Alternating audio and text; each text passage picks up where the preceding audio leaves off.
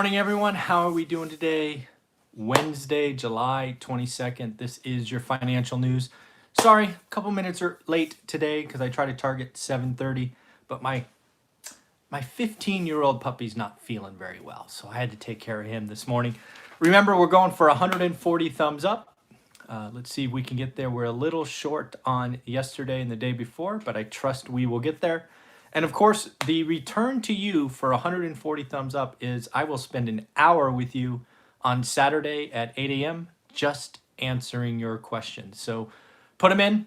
I will review any of the comments behind the financial news. And like we've done the last 6 weeks, spend 45 to 55 minutes together on Saturday just going through your questions. So what I got today, just kind of a collection of things.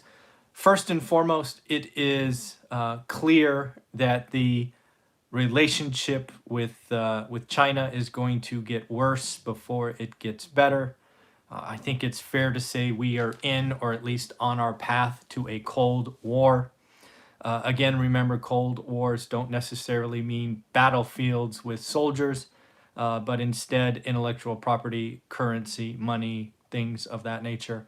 I say this because we have ordered the shutting of the consulate in Houston, Texas.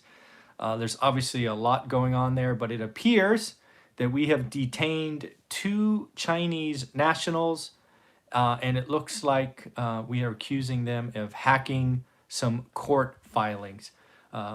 Where there's smoke, there's fire.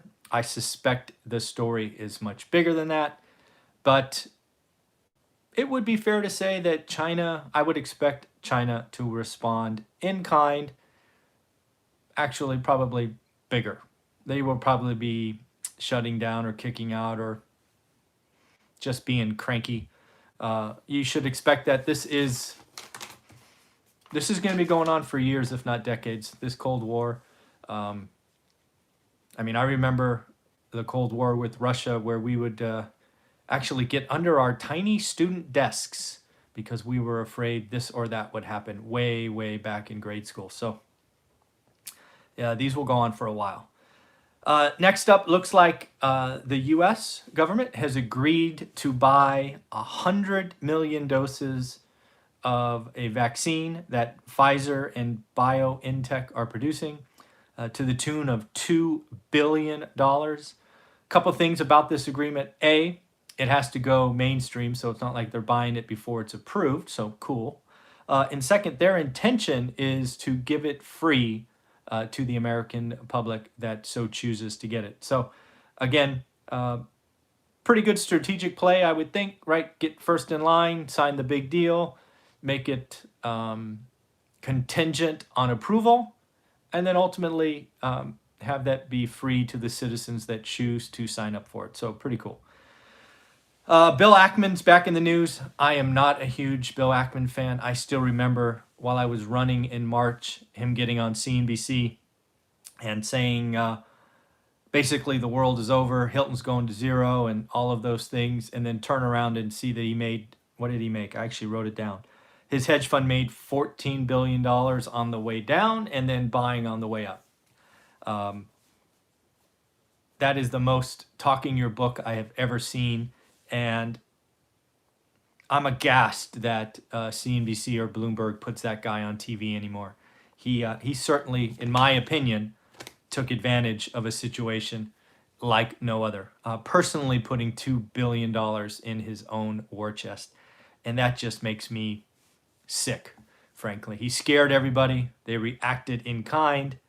He won on the way down, and then he wins on the way up. Just yuck. But he's in the news today because he is coming out with a SPAC, a special interest, whatever. And he is trying to go after a mature unicorn. He is throwing around Airbnb as something he's looking at. I don't know. I just see his name and I get the creepy crawlies, if you know what I mean. But hey, good for him. Made $2 billion. Who am I to say? Don't know if you saw it yesterday, but United Airlines lost $1.6 billion in the quarter. They did highlight that we are likely going to be entering a fair war for the next year or so, meaning prices are going to go down because they have all these extra seats, right? Got to sell them. Planes going anyway. So prices are going lower, and he doesn't expect revenue to get back to 50% or over 50% of normal until there's a vaccine. So if you're United, frankly, if you're any airlines, you're hoping for something this year, man. Oh, yeah, talk about a bad business to be in today. I don't know if you saw this, but Slack, after years of saying they were different than Microsoft Teams, they now are suing Microsoft for anti-competitive behavior. I think that's an interesting argument when I'm sure they can pull up hours of clips saying we are not like them, we are not like them, we are not like them. And now they go, oops, we're like them. It's going to be an interesting battle. Although they did decide to take this to the EU court versus a US court. So I'm guessing there are some European laws, or maybe Europe has been harsher on Microsoft in the past. I assume there was some strategic plays to do that. So I assume Slack knows what they were doing. A couple of big tech reports tonight I'm watching. I'm going to watch Microsoft. I'm going to guess blow it out. And Tesla. And what the heck? Let's say Tesla blows it out as well. Two monster earnings today. I'm just guessing. Who knows? Flip a coin. Their stocks are up so much. I'm not even sure if it matters. But to me, it'll be about what they say about the second half. This is all about the second half. Is Microsoft or Tesla brave enough to call a number in the second half? Or are they going to pull what other companies have done to date and said, oh, no guidance. Sorry, we don't know. Too scary, blah, blah, blah. We really start to need guidance from these companies. So we'll see if either gives guidance. Right before I hit play or record or start or whatever you do on these live streams, I saw that Nike came out with an earnings or a press release saying they're cutting jobs. This is what I expect the second half to be. I expect the second half where the Fortune 500 companies, the biggest of the biggest, look at their enterprise and they start trimming, right? This is what happens in this part of the cycle. I've been in this part of the cycle at least 3 different times in my career. And ultimately it comes down to Excel spreadsheets and bodies and headcount. And was always the worst part of my job, was figuring out which 8, 10, 12, 30 people had to be cut. That's horrible. That crushes your soul, as I like to say. Capital One had a pretty interesting announcement. If you had one to go read, I'd go read that one. Capital One credit card company basically says, wow, the consumer surprised us. A little stronger than before. Not nearly as many of their credit card users took forbearance. They had budgeted a lot of that. And then they go on to say, oh, by the way, this could all blow up if there's no stimulus in the second half. Basically, a stimulus is required to get us to the vaccine. I think they called it a bridge to the vaccine. Thought very well kind of articulated, and I think that is exactly where we are. It is interesting to see the stimulus battle already heat up. I was very disappointed in Mitch McConnell yesterday. He was asked if he thought there was a chance that we could get something done by the end of July, and he laughed or chuckled. I'm sure that's what he thought, and frankly, I probably think too, but he is the speaker. Is he the speaker of this? Whatever. He's a big shot in the Senate, right? So I was disappointed that he would not have a better poker face.